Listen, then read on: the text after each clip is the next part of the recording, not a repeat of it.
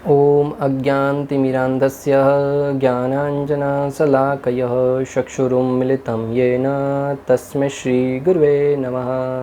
हरे कृष्णा। आज गीता श्रृंखला के सत्र क्रमांक 480 में आप सभी भक्तों का हार्दिक स्वागत है। आज हम श्रीमद् भगवद गीता के 14वें अध्याय के जो कि है प्रकृति के 3 गुण श्लोक क्रमांक 14 का अध्ययन करेंगे। आइए, श्लोक इस प्रकार है। यदा सत्त्वे प्रवर्धयतु प्रलयं याति देहभृत् तदो उत्तम विदाम लोकान मलान प्रतिपद्यते। अर्थात जब कोई सतोगुण में मरता है तो उसे महर्षियों के विशुद्ध उच्चतर लोकों की प्राप्ति होती है। भगवान श्री कृष्ण अभी सत्व गुण में शरीर त्यागने के महत्व को बता रहे हैं कि जब कोई व्यक्ति सत्व गुण में शरीर त्यागता है तो उसे महर्षियों के विशुद्ध उच्चतर लोकों की प्राप्ति होती है। इस मध्य लोक है, ऊपर के लोकों की स्थिति प्राप्त होती है। क्या कहा गया है? उसे महर्षियों के विशुद्ध उच्चतर लोकों की प्राप्ति होती है। उच्चतर लोकों में कोई भी हो सकता है, ब्रह्मलोक, स्वर्ग लोक। ऐसा नहीं कि आपको ब्रह्मलोक ही मिलेगा। जैसे हम दुकानों में जाते हैं, सेल रहता है अप टू 50%, अर्थात 50% तक मिलेगा आपको, उसके कम भी मिल सकता है, फिक्स 50% नहीं मिलेगा। मृत्यु काल में किसी एक विशेष गुण की विवृद्धि के फल विशेष को 2 श्लोकों में कहा जा रहा है। मृत्यु काल में हमारे किसी एक विशेष गुण में शरीर छोड़ने से क्या फल प्राप्त होगा, उसे 2 श्लोकों में भगवान श्री कृष्ण 14 और 15 में वर्णन करेंगे। जब जीव सत्व प्रवृत्त अवस्था में शरीर त्यागता है तो वह हिरण्यगर्भ, ब्रह्मा जी आदि के उपासकों के द्वारा प्राप्त किए जाने वाले दिव्य भोगों को प्रदान करने वाले लोकों को प्राप्त होता है जो रजो और तमो गुण के मल से हीन होते हैं। देखा, यहाँ पे आचार्य गण बलदेव विद्याभूषण जी समझा रहे हैं कि जो व्यक्ति सत्व गुण में शरीर त्यागता है वह मृत्यु के उपरांत ब्रह्मलोक तक, सत्य लोक तक, जहाँ ब्रह्मा जी के उपासक हैं, उस लोक तक प्राप्त कर सकते हैं। वहाँ तक जाने का अधिकार रखता है जहाँ पे रजोगुण और तमोगुण का बिल्कुल भी प्राधान्य नहीं होता है। इस भौतिक जगत में तो सत्व, रजो और तमोगुण तीनों का प्राधान्य होता है, परंतु उच्चतर लोकों में शुद्ध सत्व गुण में ही रहा जाता है। सतोगुण व्यक्ति ब्रह्मलोक या जनलोक जैसे उच्च लोकों को प्राप्त करता है और वहाँ देवी सुख भोगता है। जो सतोगुण व्यक्ति है वह ब्रह्मलोक या जनलोकों जैसे उच्च लोकों को प्राप्त करता है और वहाँ पे देवी सुख भोगता है। देवता जो सुख भोगते हैं वही सुख जीव को भी मिलता है। अर्थात देवताओं सा आनंद प्राप्त करने के लिए आपको यहाँ पे परिश्रम करना होगा, तो कोई भी व्यक्ति देवताओं सा आनंद प्राप्त कर सकता है।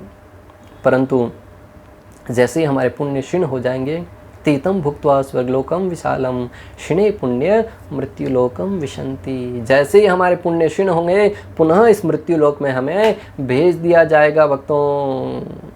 इसलिए उच्च लोकों को प्राप्त करके भी कोई व्यक्ति परमानेंट मुक्ति नहीं प्राप्त कर सकता। अगर आपको हमेशा हमेशा के लिए झंझट से मुक्ति चाहिए, जन्म मृत्यु के बंधन से मुक्त होना है, तो भगवान इसका स्पष्ट उत्तर देते हुए, मार्गदर्शन करते हुए कहते हैं, आ ब्रह्म भुवनात् लोका पुनरावर्तिनो अर्जुनः मामुपेत्य तु कौन्तेय पुनर्जन्म न विद्यते।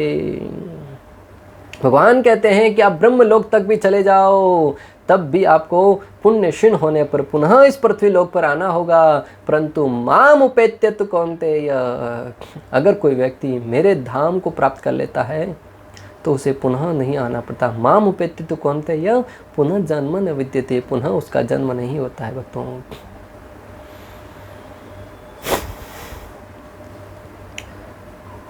अमलान शब्द महत्वपूर्ण है। इसका अर्थ है रजो तथा तमोगुण से मुक्त। अमलान बहुत शब्द महत्वपूर्ण है कि उस लोकों में रजो तथा तमोगुण की प्रधानता नहीं होती, उससे मुक्त रहता है। भौतिक जगत में अशुद्धियाँ हैं, लेकिन सतोगुणी सर्वाधिक शुद्ध रूप हैं। इस भौतिक जगत में अशुद्धियाँ हैं, परंतु जो सत्वगुण है वह बहुत ही शुद्ध रूप माना गया है।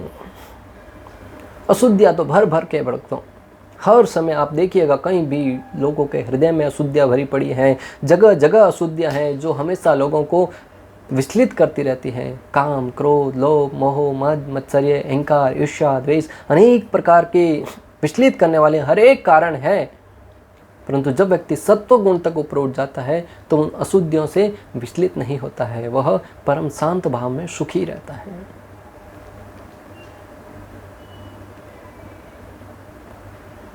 विभिन्न जीवों के लिए विभिन्न प्रकार के लोक हैं। जो लोग सतोगुण में मरते हैं वे उन लोगों को जाते हैं जहाँ महर्षि तथा महान भक्तगण रहते हैं। विभिन्न गुणों के लिए अलग अलग लोकों का वर्णन किया गया है। जो सत्व गुण में मरते हैं वे उन लोगों को प्राप्त करते हैं जहाँ पे महर्षि गण भक्तगण निवास करते हैं। मनुष्य जीवन पाकर ही व्यक्ति ऐसी स्थिति तक ऊपर उठ सकता है, अतः इस जीवन का सदुपयोग करे, व्यर्थ न जाने दे। आचार्यगण बहुत महत्वपूर्ण बात बोल रहे हैं भक्तों कि मनुष्य जीवन पाकर ही हम उच्च लोकों को प्राप्त कर सकते हैं, उस स्थिति तक ऊपर उठ सकते हैं, अन्य किसी भी जीवन में नहीं। इसलिए हमें चाहिए कि इस मानव जीवन को व्यर्थ न जाने दे, मानव जीवन का सदुपयोग करे और इस मानव जीवन का सदुपयोग करते हुए भगवत धाम जाने के लिए रास्ता प्रशस्त करे। अगर भगवत धाम नहीं जा सकते तो उसके लिए तैयारी तो कम से कम कर ही सकते हैं। भक्ति कार्यों को संपन्न करना बहुत महत्वपूर्ण है। जिस प्रकार हमें अगर उड़ान भरनी है, किसी एक राज्य से दूसरे राज्य में, एक स्थान से दूसरे स्थान पर जाना है, तो फ्लाइट में बैठना है तो हमें एयरपोर्ट जाना होगा। एयरपोर्ट गए बगैर हम फ्लाइट में नहीं बैठ सकते। अगर ट्रेन में बैठना है तो रेलवे स्टेशन जाना होगा, उसके बिना नहीं बैठ सकते। हमारे गलियों में रेलवे नहीं आएगी, ट्रेन नहीं आएगी, फ्लाइट नहीं आएगी, परंतु छोटे मोटे जो बाइकल हैं, कार हैं, ये सब तो आ सकते हैं। उसी भांति पशु योनियों में आपको भोग हैं, बाइकल, बाइसिकल, ये सब भोग प्रदान करने वाली वस्तुएं तो प्राप्त हो सकती है, आहार, निद्रा, भय, मैथुन, परंतु आपको उच्च लोकों में जाने के लिए सुविधा प्रदान नहीं कर सकती। उसके लिए आपको मानव जीवन रूपी प्लेटफॉर्म है, एयरपोर्ट है, उसकी आवश्यकता होगी, जहाँ से हम उड़ान भर के, जहाँ से हम गंतव्य की दूरी कर सकें और अन्य लोगों को जा सकें। इसलिए भक्तों, इस मानव जीवन को प्राप्त करके इसको साधारण तरीके से न लें, उसे भक्ति कार्यों में, विशेष रूप से कृष्ण भावना भावित जीवन यापन करने में लगाएं। अन्यथा ये मानव जीवन कब हाथ से फिसल जाएगा मालूम नहीं पड़ेगा। हमारे जीवन की अवधि है वो हाथ में रखी हुई, मुट्ठी में रखी हुई रेत की भांति। जब हाथ में रेत को हम मुट्ठी में बंद करते हैं तो यहाँ से रेत है वो फिसलती रहती हैं और धीरे धीरे गिरती गिरती मुट्ठी खाली हो जाती है। उसी भांति हमारा समय बीतता जा रहा है भक्तों। काल रूपी चक्र है, घूमता रहेगा, एक क्षण के लिए भी नहीं रुकता है। आप धन से कुछ भी प्राप्त कर सकते हैं परंतु समय को वापस नहीं पा सकते। इसलिए समय की मर्यादा को समझिए, समय की महत्व को समझिए। जो समय का कदर करता है वह व्यक्ति जीवन में सफल होता है। जो समय के अनुसार अपना जीवन यापन करता है वह व्यक्ति हमेशा सफल होगा भक्तों। टाइम पास करने में लोग समय गवा देते हैं, परंतु उनको कौन बताए कि तुम टाइम को नहीं, टाइम तुमको पास कर रहा है। तुम्हारा समय आएगा, टाइम तुम्हें निकाल देगा यहाँ से, और समय तो यहाँ का यहाँ रहेगा। काल है वो तो घूमता ही रहेगा। अतः भक्तों, काल के महत्व को समझते हुए समय के अनुसार जीवन यापन करने की जिसने कला सीख ली वह जीवन में सफल होगा। अन्यथा दुखों के अथाह सागर में धकेल दिए जाओगे। मृत्यु के समय पश्चाताप के अलावा और कुछ शेष नहीं रहेगा। जब आपके पास धन धान्य से परिपूर्ण परिवार सब कुछ होगा, परंतु एकमात्र समय ही नहीं होगा। एक बार एक धनाढ्य व्यक्ति, बहुत धनवान व्यक्ति, मृत्यु का समय आया। डॉक्टर ने कहा कि कुछ ही आखिरी क्षण बाकी हैं। उसने कहा कि डॉक्टर साहब, मुझे एक दिन जीवित कर दो, एक दिन मुझे जीवन दान प्रदान कर लो, आप जितना चाहो उतना धन प्रदान कर सकता हूँ। डॉक्टर ने कहा सॉरी। क्या कहा? सॉरी। उस व्यक्ति की सांसें चली गई। मैं आपको जो बताना चाह रहा हूँ, धनवान से धनवान व्यक्ति, कितना ही धन क्यों ना है आपके पास, एक दिन भी आपको कोई नहीं प्रदान कर सकता। एक दिन तो छोड़ो, एक घंटा, एक पल, अगर मृत्यु आ गई तो एक ही पल में आपके पास से सब कुछ छीन लिया जाएगा, कुछ भी आपको प्रदान नहीं किया जाएगा। और भक्तों, यूँ देखा जाए तो जो यमराज है वो बहुत बुद्धिमान है। मनुष्य बहुत तरकीब निकालता है यमराज से बचने का, परंतु यमराज है वो कभी धोखा नहीं खाते हैं। एक बार एक व्यक्ति ने अपने जैसे अनेक पुतले बना लिए, रूबरू उसके जैसे ही दिखने वाले। उसकी मृत्यु आई थी वो पुतलों के बीच में छिपकर बैठ गया। यमराज आए, यमराज के दूतों ने देखा कि इसमें से किसको उठा के लेके जाएं, ये तो सारे के सारे एक जैसे ही दिखते हैं। तब यमराज को कहा कि यहाँ पे तो बहुत बड़ा संशय उत्पन्न हो गया है, किसको लेके जाएं, ये व्यक्ति है कौन सा, उसको पता नहीं चल रहा है हमको। मनुष्य ने अपनी बुद्धि का प्रयोग तो कर लिया। यमराज वहाँ पे आए, यमराज है वो बहुत बुद्धिमान है। यमराज ने एक तरकीब सोची। यमराज ने कहा कि अरे मानव, तुम बहुत बुद्धिमान हो, तुमने अपने जैसे बहुत पुतले तो बना लिए, परंतु एक कमी रह गई। तो वो व्यक्ति को अपने कार्य पर घमंड हो गया कि अरे कौन सी कमी रह गई। जैसे ही बोल पड़ा, यमराज ने कहा कि यही तुम बोल पड़े, चलो उठाओ इसको, और लेके चले गए। तो भक्तों, मैं आपको जो बताना चाह रहा हूँ कि काल के सामने एक आपकी चाल नहीं चलने वाली। आप कितने ही तरकीब क्यों ना लगा लो काल को धोखा देने का, परंतु काल के सामने कभी धोखा नहीं दे सकते। एक बार एक व्यक्ति ऐसे ही, उसका जीवन का अंतिम समय था, यमराज के दूत है वो घूमते घूमते उसके पास आए, उसको कहा कि भाई हमें कुछ खाना दे दो। उसने खाना दिया। बोले कि आज किसको मृत्यु को लेना है। बोले ये लिस्ट है। उसने देखा उसका सबसे ऊपर नाम था, उसकी मृत्यु का सबसे ऊपर नाम था। यमराज के जो दूत थे उनको खाने में कुछ मिला दिया, दवाई गोली मिला दी और उसको सुला दिया। उसने अपना नाम ऊपर से मिटाकर एकदम नीचे लिख दिया। यमराज के दूत है वो सो गए। जैसे ही नींद से जगह, बोले अरे बहुत लेट हो गया, आज कहाँ गए थे। उसको लगा कि मैं ऊपर से नाम मिटा के नीचे लिख दूंगा तो जब तक मेरा नंबर आएगा तब तक उनका समय आज का पूरा हो जाएगा, मेरा नंबर बहुत दूर बाद मृत्यु आएगी। परंतु यमराज के दूतों ने कहा कि अभी समय आधा निकल गया है, इसलिए नीचे से प्रारंभ करते हैं। उसी समय उस व्यक्ति को लेके गए। भक्तों, ये सारी की सारी कहानियां हमें शिक्षा प्रदान करने के लिए हैं कि समय बहुत बलवान है। आप समय के साथ खिलवाड़ नहीं कर सकते, आपको समय के अनुरूप ही चलना होगा, तभी आप जीवन में वास्तविक सफलता प्राप्त कर सकते हैं। प्राय लोग स्वर्ग लोक जाने के लिए प्रयासरत रहते हैं, परंतु भागवत वर्णन करता है कि स्वर्ग के निवासी भी सुखी नहीं है। प्राय लोग स्वर्ग लोक जाने के लिए प्रयासरत रहते हैं, परंतु भागवतम प्रमाण है भक्तों, भागवतम 11.3.20 कि वहाँ के लोग भी सुखी नहीं हैं। आइए क्या कहते हैं भागवत। एवं लोकम परम विद्यान अस्वरम कर्म निर्मितम सत्युत्तिसिद्धस्वम यथा मंडलम वर्तिनाम। अर्थात मनुष्य को स्वर्ग लोक में भी ऐसा स्थायी सुख नहीं मिल सकता जिसे वह अनुष्ठानों तथा यज्ञों से अगले जीवन में प्राप्त कर सकता है। यहाँ तक कि भौतिक स्वर्ग में भी जीव अपने बराबर वालों की होड़ से तथा अपने से बड़ों की ईर्ष्या से विचलित रहता है। अगर आपको लगता है कि यहाँ पे लोग बड़ों से ईर्ष्या करते हैं, अपनों से होड़ करते हुए आगे निकलना चाहते हैं, तो ये स्वर्ग की भी वही स्थिति है।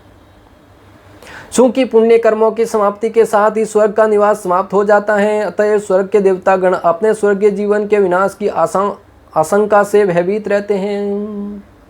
क्षीणे पुण्य मृत्युलोकम विशन्ति, जैसे आपके पुण्य क्षीण होंगे पुनः इस मृत्युलोक पर धकेल दिया जाएगा। इसी भय से, इसी आशंका से देवतागण है वो हमेशा भयभीत रहते हैं, आशंकित रहते हैं। इस तरह उनकी दशा उन राजाओं की सी रहती है जो सामान्य जनता द्वारा ईर्ष्यावश प्रशंसित होते हैं, किंतु शत्रु राजाओं द्वारा निरंतर सताए जाते हैं, जिससे उन्हें कभी भी वास्तविक सुख नहीं मिल पाता। स्वर्ग के देवताओं की स्थिति इसी जगत के उस राजाओं से तुलना की गई है जो अन्य राजाओं से ईर्ष्यावश या स्वयं को अधिक पद पर पाने के उपरांत भी अन्य लोगों से ईर्ष्या प्राप्त होती रहती है कि ये राजा उसने पद पर क्यों है। और एक तो दूसरों की ईर्ष्या प्राप्त होती है और दूसरा अन्य राजाओं से हमेशा भय बना रहता है कि कभी ये मेरा राज्य हड़प न लें। इस अवस्था में राजा होते हुए भी वह सुखी नहीं रह पाता। आज का प्रधानमंत्री देख लो, वक्तों इलेक्शन जीत के आता है, उसको भय सताता रहता। 5 वर्ष बीत जाने के बाद पुनः मैं बनूंगा कि नहीं प्रधानमंत्री, MLA हो, MP हो, कोई भी व्यक्ति हमेशा भयभीत रहता है, अगली बार जीतूंगा कि नहीं। और इसी आतंकित अवस्था में वो हमेशा प्रयासरत रहता है कि अगला चुनाव कैसे जीतूं, हमेशा दुखी रहता है, भयभीत रहता है अंदर से। जिसे सुंदर शरीर मिला है उसे फूल कर कुपा नहीं हो जाना चाहिए, क्योंकि मृत्यु शीघ्र ही ऐसी मद भरी स्थिति का अंत कर देगी। अक्सर लोगों को धन प्राप्त हो जाता है, सुंदर शरीर प्राप्त हो जाता है, तो फूले नहीं समाते हैं, अपने सौंदर्य के मारे 7वें आसमान पर उनका अभिमान रहता है। परंतु भागवत कहता है कि अपने सौंदर्य के अभिमान में मदमस्त नहीं होना चाहिए, क्योंकि जो काल है वो उस सुंदर शरीर को भी एक दिन समाप्त कर देगा, डिस्ट्रॉय कर देगा। इसी तरह जिसने घृणित परिस्थिति में जन्म लिया है उसे भी पछताना नहीं चाहिए, क्योंकि उसका भी दुख क्षणिक है। और दूसरी तरफ जिसे घृणित परिवार में या साधारण गरीबी में जन्म मिला है उसे भी पश्चाताप नहीं करना चाहिए। उसके पास धन है, मेरे पास नहीं है, उसके पास ये है, मेरे पास नहीं है, क्योंकि ये भी दुख है, वो भी कुछ समय के बाद समाप्त हो जाएंगे। दुख और सुख है वो परिवर्तित होते रहते हैं। सुंदर और कुरूप, धनी तथा निर्धन, शिक्षित तथा मूर्ख, सबों को कृष्ण भावना भावित बनने का प्रयास करना चाहिए, जिससे वे अपना स्वाभाविक पद प्राप्त कर सके, जो कि इस भौतिक ब्रह्मांड के परे हैं। श्रील प्रभुपाद तात्पर्य के माध्यम से समझा रहे हैं कि भले आप शिक्षित हैं, अनपढ़ हैं, धनवान हैं, गरीब हैं, या मूर्ख हैं, या सुंदर हैं, कुरूप हैं, किसी भी स्थिति में क्यों ना हो, प्रत्येक व्यक्ति को चाहिए कि कृष्ण भावना भावी जीवन यापन करे और उसके अनुरूप अपने जीवन को परिवर्तित करते हुए उस ब्रह्म भगवत धाम को प्राप्त करने का प्रयास करे, जो इस सारे के सारे लोगों से परे हैं, जहाँ पे जाके व्यक्ति को पुनः इस भौतिक जगत में नहीं आना पड़ता। मूलतः प्रत्येक जीव कल्पना से परे सुंदर, बुद्धिमान तथा धनी होता है और इतना बलशाली होता है कि उसका आध्यात्मिक शरीर सदैव जीवित रहता है। मूलतः जो आत्मा है वो सुंदर, शक्तिशाली, बुद्धिमान और इतना शक्तिशाली होता है कि आध्यात्मिक शरीर है वो इतना शक्तिशाली रहता है कि वो सदैव जीवित रहता, कभी उसकी मृत्यु नहीं होती भक्तों। अतः मनुष्य को अपने आध्यात्मिक शरीर के पोषण के लिए कार्य करना होगा, और उसका पोषण क्या है? हरे कृष्णा कृष्ण कृष्ण हरे हरे, हरे राम राम राम हरे हरे। हमारा वास्तविक स्वरूप है श्री कृष्ण का दास, जीवेर स्वरूप हो नित्य कृष्ण दास। और जब हम उसको स्थिति को पुनः प्राप्त करेंगे तभी सुखी हो पाएंगे भक्तों। जब मनुष्य मछली है, उसका वास्तविक स्थान क्या है रहने का? जल से बाहर निकालो, सुंदर सुंदर व्यंजन खिलाओ, परंतु वो मर जाएगी। उसी बात ही हमारा वास्तविक स्वरूप है भगवान श्री कृष्ण का दास। अगर उससे दूर रहकर हम कितने ही सुंदर व्यंजन खाएं, कितने इंद्रिय भोग की वस्तुओं को क्यों न स्वीकार करें, सुखी नहीं रह पाएंगे। और आज हम देख रहे हैं लोग अनेक प्रकार के धन धान्य से परिपूर्ण होने के बाद भी दुखी हैं। एकमात्र कारण उस भगवान श्री कृष्ण से बिछुड़ना, उस भगवान श्री कृष्ण की भक्ति, भगवान श्री कृष्ण की सेवा से दूर होना। और जो लोग भगवान की सेवा में लगे हैं, कृष्ण भावनामृत में लगे हैं, वे पूर्ण आनंद में अवस्था को प्राप्त किए हैं। अतः हमें चाहिए कि हम भी अपने आप को कृष्ण भावनामृत के द्वारा अपने जीवन को भगवान श्री कृष्ण की सेवा में लगाएं और अपने वास्तविक गंतव्य भगवत धाम को प्राप्त करके, दिव्य स्थिति को प्राप्त करके परम आनंद में अवस्था को प्राप्त करें। किंतु हम मूर्खतावश इस शाश्वत आनंद में स्थिति को त्याग देते हैं, क्योंकि हम शाश्वत जीवन की शर्त को पूरा करना नहीं चाहते। शर्त यह है कि मनुष्य भगवान श्री कृष्ण का प्रेमी बने। जीव का वास्तविक स्थिति है आध्यात्मिक जीव का कि वो हमेशा परम प्रसन्न रहता है, परंतु हम अपनी वास्तविक स्थिति को अज्ञानता के कारण उस शर्त को पूरा नहीं कर पाते हैं। मूर्खतावश शाश्वत आनंद में स्थिति को त्याग देते हैं, क्योंकि हम शाश्वत जीवन की शर्त को पूरा नहीं करना चाहते। और शाश्वत जीवन की शर्त क्या है भक्तों? भगवान श्री कृष्ण का दासत्व स्वीकार करना, भगवान श्री कृष्ण की सेवा में लगना। अपने आप को सर्वश्रेष्ठ बनाने के चक्कर में, अपने आप को भोग का प्राधान्य बनाने के चक्कर में, भोक्ता बनाने के चक्कर में हम उस भगवान श्री कृष्ण को छोड़कर इस भौतिक जगत में आए हैं, जहाँ पर मात्र दुख और दुख ही है, दुख और क्लेश के सिवा कुछ नहीं प्राप्त हो रहा है। जिस प्रकार एक छोटा सा नन्हा सा बच्चा अपनी माँ को भोजन बनाते हुए देखता है, वह भी इच्छा करता है कि माँ मुझे भी भोजन बनाना है। तब माता क्या करती है? नकली प्लास्टिक के खिलौने लाकर बच्ची को दे देती है कि बनाओ तुम भी भोजन। तो वो बच्ची खेलती है 1 घंटा 2 घंटा, झूठ मूठ का उस व्यंजन को खाने का भी प्रयास करती है, मम्मी को भी खिलाती है, परंतु क्या उससे भूख मिटती है? नहीं मिटती है। आखिर में भूख लगती है 2 घंटे बाद, तो उसको मम्मी के पास ही जाना पड़ता है। उस खिलौनों से खेलकर सुखी नहीं हो पाती। उसी भांति हमारा भी यही हाल है भक्तों। हमें भगवान ने ये भौतिक जगत खिलौनों का बना के दे दिया है कि जहाँ पे सुखी हो, अपने आप को अपना भोजन बनाओ, अपना आनंद का भोग करो, परंतु हम यहाँ आकर दुखी है। क्यों? क्योंकि वास्तविक स्थान नहीं है, ये छाया मात्र है, ये मिथ्या है। यहाँ पे रहते हुए हमें पुनः जिस प्रकार वो बच्चा भूख लगने पर पुनः अपनी माता के पास जाकर भोजन मांगता है, उसी भांति हमें भी परम ईश्वर परम परमेश्वर श्री कृष्ण के शरण में जाकर उनके नाम का जप करते हुए, उनकी भक्ति करते हुए, साधना करते हुए, हरि नाम का जप करते हुए पुनः उनके धाम में, उनके घर आने के लिए हमें अनुमति मांगनी होगी, परमिशन मांगनी होगी और अपने आप को योग्य बनाना होगा कि भगवान हमें आने की अनुमति दें। किसी को बलपूर्वक सुख नहीं मिल सकता, चाहे वह कितना ही कठिन या कितने ही समय तक प्रयास क्यों न करें। कोई अगर बलपूर्वक सुख प्राप्त करने का प्रयास करें तो उसे सुख नहीं मिल सकता, भले वो कितने ही समय तक कितना ही प्रकार से प्रयास क्यों न करे। अतः जिनकी बुद्धि विमल है उन्हें भगवान कृष्ण के शरण कमलों के शरण में जाना चाहिए और स्थायी भौतिक सुख की हास्यास्पद तलाश छोड़ देनी चाहिए। अतः जिनकी बुद्धि शुद्ध हो गई है उन्हें भगवान श्री कृष्ण के शरण में जाकर शरणागत होना चाहिए और इस भौतिक जगत की तथाकथित सुखों की जो आशा है, लालसा है, उससे ऊपर उठना चाहिए। क्योंकि ऐसी तलाश कुत्ते द्वारा अपनी पूंछ को की तलाश के समान है। क्योंकि जब हम इस भौतिक जगत में रहकर भौतिक सुख की कामना करते हैं, तलाश करते हैं, तो ये उसी भांति है जिस प्रकार एक कुत्ता अपनी पूंछ की तलाश करता है, घूमता रहेगा, पूंछ उसके पीछे पीछे घूमती रहेगी, उसको दिखेगी नहीं कभी। उसी बात हमें इस भौतिक जगत का सुख है वो भी कभी नहीं मिलने वाला, जिस प्रकार कुत्ते को अपनी पूंछ नहीं दिख सकती। इस प्रकार श्लोक क्रमांक 14 का भक्ति वेदांत तात्पर्य पूर्ण हुआ। अंत तक हमारे साथ बने रहने के लिए आप सभी का हृदयपूर्वक प्रेम पूर्वक बहुत बहुत धन्यवाद। श्रील प्रभुपाद की जय। श्री श्री राधा गोपीनाथ भगवान की जय। श्रीमद् भगवद गीता की जय। हरे कृष्णा कृष्ण कृष्ण हरे हरे, हरे राम राम राम हरे हरे।